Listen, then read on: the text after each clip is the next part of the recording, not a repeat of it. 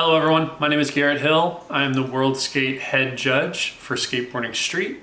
And in this video, we're going to be going over the event recap for the most recent street skateboarding event. And you will have a little bit more context on how the judges perceive some of the scenarios by the end of this video.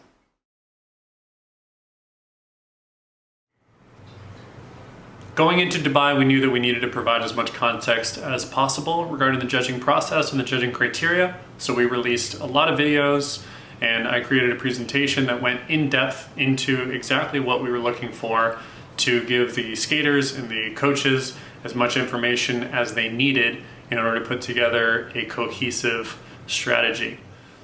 So starting with a broad look at the skate park itself, this was an interesting course because typically we see in our big section a really big handrail and a really big hubba. So much so that some of the skaters are intimidated to skate it. I think that this Dubai course was probably the most different in the fact that that big section rail wasn't as big as what we normally or typically see, especially compared to our last event in Tokyo. We were looking at a 4-flat-4, which is the size of a small 8. And I think that the biggest change that everyone saw was that those tricks that normally score in the 90s on those bigger sections were scoring in the 80s. And why that was because of just the size of the obstacle. Didn't make as much sense to have those 80s tricks be in the 90s. Starting with the women's open qualifier event, we were living in lower part of the scale. In the technical meeting, I put into my presentation why we have to do that. To accommodate the 71 women that we had competing in this event, you need to utilize the entire scale so that you get the ranking correct. So we were seeing those lower end of the scale numbers, with our highest score being Ibuki Matsumoto at 65.23. She put together a really great dynamic run that the judges really liked. Our bubble skater was Veronika Kromanska. She was living at that 32.29 zone. Highlights from her run were the feeble on the big rail, the 4-flat-4, and just had a really good flow, hit the quarter pipes twice, which the judges really liked. It's an important part of the judging criteria. The riders that were just outside of the bubble were riders like Wenhui Zhang, who did have a really great run with the backside 5-0 on the gap to hubba in the big section, a crooked grind on the little bump to hubba with a front board on the big section rail as well. Unfortunately, Zhang had a bail in her run, which makes it very difficult for someone to progress through to the next round having bails in their runs. One of the main takeaways from Women Open Qualifier is that in Dubai, seemingly more than the other events, we saw very similar runs in this phase of the competition. There were lots of board slides, lots of 50-50s, the same tricks done on different areas of the park, which made the job not as easy for the judging panel. But it was very easy to see the standout runs, runs that had tricks like front feebles and crooked grinds and nose grinds, those tricks that aren't just standard basic tricks. It was very easy to rank those higher and slot those runs higher. So it was no big surprise that the runs that had tricks like that were easily in the cut and making it through to the quarterfinal round. Now as we move into the women's quarterfinal event, we definitely start to see the overall technical difficulty improve. We also start to see our pre-seeded riders join the competition.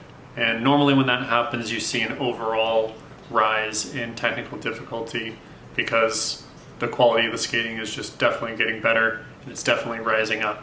So starting with Chloe Cavell having our top spot, with our highest scored run of the day, knocking on the door of the 80s. She was given a 78.73. This run has 6 flip tricks in it, starting with a kickflip on the double set, which was a phenomenal way to start the run. Starting your run strong is always something that the judges like to see, and starting it with a flip trick, which we always like to reward flip tricks downstairs, was a smart move on their part. Some of the other highlights was a switch flip down the 2-flat-2, a front feeble on the big rail, ending with a long 50-50 kickflip out on the really risky long flat bar going down the banks. Judges love seeing that. The technical difficulty is absolutely there, and with a run that has 6 flip tricks in it, landing all of them clean is definitely deserving of that top spot of the day. Coming in right behind her would be Raisa Leal's run, also a phenomenally strong run with a kickflip front board on the step up to flat bar, a gap back lip on the 4 flat 4 big rail, the back tail shove it that judges really love to see, ending with a frontside nose grind on the handrail. This was just a really strong run. Everything was executed really well. The use of the course was great. This just felt like a really cool street run, and the judges loved it, and deservingly was placed in that second spot with a 76.45 for that run. Also, honorable shout out to Momiji's line. She had a great line. Unfortunately, the last trick was after time. That was on the big section, but some of her highlights were that frontside salad on the big rail, which nobody else really does, and a backside 5-0 on the gap 2 hubba. Now, the differences between the skating that made the cut and the skating that just didn't have quite enough, looking at our bubble rider, is Jessica Reddy. This run was really interesting because even though she only hit the big section once, she ollied the big section 4 flat 4, she had 4 flip tricks that nobody really does in their runs, including that nollie 360 flip. And the judges love to see that. We normally tend to reward tricks that we don't see anybody else doing. So that nollie 360 flip really added to the overall impression and added to the run score to get her up into that cut. The difference between that run and our rider that was just outside of the bubble, who was Daniela Terrell, her run unfortunately didn't have any flip tricks. This was still a very comparable run and a very good run. Daniela had a feeble on the big rail. She also hit the quarter pipe. She had a nice frontside Smith grind and a nice air, which we love to see. She also included a backside 50-50 on the bump to hubba, and having another 50-50 in her run to close it out.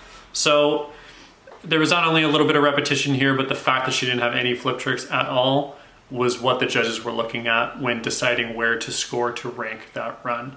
Adding flip tricks, using the whole course, having the technical difficulty there, that's what we're always looking for. So it's always recommended to follow and try and check as many of the boxes on the judging criteria as you can in order to rank higher with these events.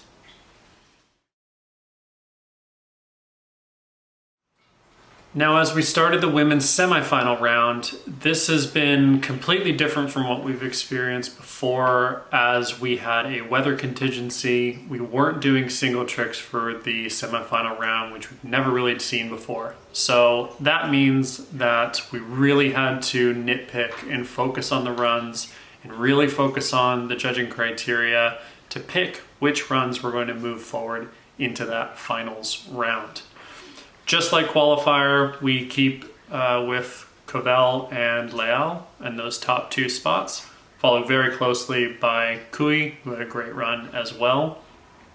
Moving down and speaking to the riders that were just inside the cut and just outside of the cut, we see these runs that do have a lot of the judging criteria fulfilled in different ways. Nanaka Fujisawa was in the 7th position. And in her run, we saw a front feeble on the big rail on the 4 flat 4, as well as a pop shove at 50-50 on the gap to hubba. No one else is doing pop shove at 50-50s. It's a phenomenally difficult trick, especially for the women's division, and we love seeing and rewarding those kinds of tricks. So that is the level in which the bar had been raised to really make it through and make an impression on the judging panel to get you a secured spot into that finals round. Now, we also had runs from Miyu Itu, which was our bubble rider. And this was just a great example of a very full run. She utilized a lot and fulfilled a lot of the judging criteria in this run, hitting the big section twice with the back lip and the 5-0, hitting the quarter pipes. All of her filler was landed really solid, and including a flip trick in there as well. 9 tricks in a run, everything done fast. The use of the course was great. The judges loved how much of a street run this did feel like. Just outside of the bubble, we see very, very difficult, very comparable runs. These two runs were really great. The runs done by Yumiko Oda and Momiji. There was just something not there in the runs in order to give the judging panel enough confidence to score them higher than those bubble runs. With Yumiko Oda's line, the big highlight in her run was a kickflip front board on the handrail, which was phenomenal to see. There was only 6 tricks in that line, so it didn't feel as full, and the use of the course wasn't as strong as some of the other riders that made the cut. And looking at Momiji's line, we have, again, a very strong line, landing a lot of good tricks. She had a lot of flow. Unfortunately, there were no flip tricks in her run. She did have the salad grind and the front feeble on the big rail, but the judges were looking for something a little bit more risky, I think, to edge that run over some of the riders that were towards the bottom of that bubble cut.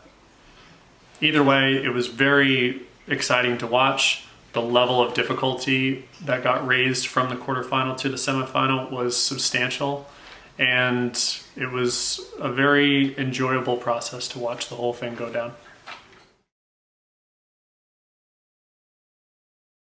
Ending with the women's finals round, we, for the first time, start to see single tricks added to the competition, which is not something that we're used to. We're used to seeing those single tricks in semifinals, but this is where we saw them for the first time.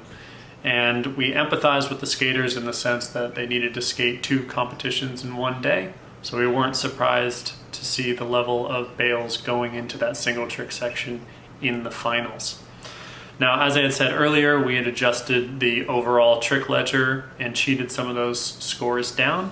For some of those single tricks that were normally in those low 90s spots, were cheated down into that mid to high 80s category, and that's because of the overall size of the big section. So we're looking at things like a kickflip backside 50-50 from Chen Kui on the gap to hubba. Due to the repetition, her already having kickflips in her run, that was scored at 87.331. As we had stated in the writers' meeting and the criteria pertaining to the repetition rule, we are always looking at the run that counted to see if you had already done that trick or not. You're only carrying over 2 scores from the single trick section, so that repetition rule becomes incredibly important when navigating if you are available or not to receive the highest score possible. We need to create an environment that's completely fair, so we need to always be nitpicking and looking at if you've already done that trick or a variation of that trick already in your counted run. Moving over into the lines themselves, we saw probably one of the most technically difficult runs we've ever seen from Chloe Covell. It was really, really impressive to watch. There were 6 flip trick variations, again, from the earlier round, starting the run with the kickflip down the double set, adding a nollie flip on the A-frame, switch flipping the 2 flat 2. The big upgrade here, though, which we hadn't seen in previous runs, was the frontside nose grind nollie flip out. And that's just an incredibly risky, difficult move to put into your run. And then again, ending with the 50-50 kickflip out on the long flat bar. The technical difficulty is obviously here and makes perfect sense as to why she would have been up in that 90s category for that level of risk that she put in, as well as the use of the course. Moving into her single trick section tricks, frontside flip down the 4 flat 4.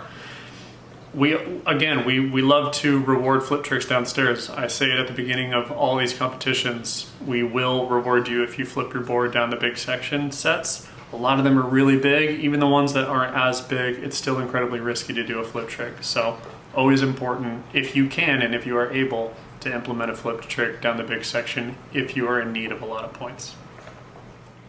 Now looking into Liz Akama, our top seeded rider and our winner of this competition. She overall, looking at the sum of the parts of her skating, she just skated so strong in all of the categories. Looking at her run, adding in tricks like a 180 nose grind on the gap to hubba, a barley grind down the rail. These are phenomenally difficult tricks to put into a run, and she strung them together really well. Her use of the course was great. Adding in a flip trick in her run to fulfill the judging criteria. A very, very well put together run and getting a great score of an 87.84 for doing that.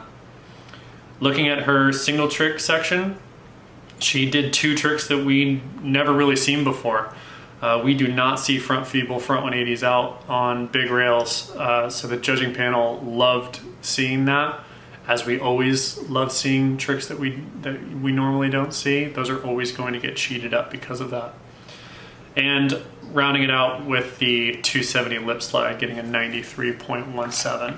Now, normally I don't think that trick would be up in the 90s, but having it being the first time we've ever seen somebody do a 270 lip slide, that's exactly the kind of score that you can expect to see because of that originality. So great skating overall from everyone that competed, especially our podium skaters, and it was a privilege to be a part of it.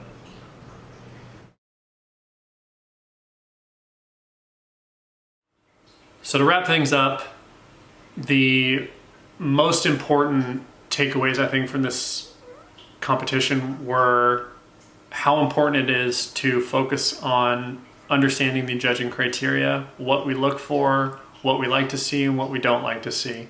We try to post as many videos as possible to give you as much context as you can to put together a cohesive strategy. Obviously, judging skateboarding in and of itself is subjective. There are aspects of it that are subjective that do become very difficult to explain.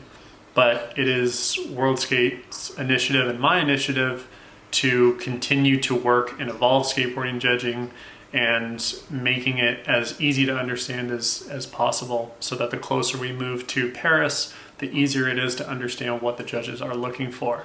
So that being said, this was an incredible competition to watch. There were some really big surprises. It was an interesting finale to both men and women, but it was, again, a privilege to be a part of, and I can't wait to see what everyone does at our next event in phase 2.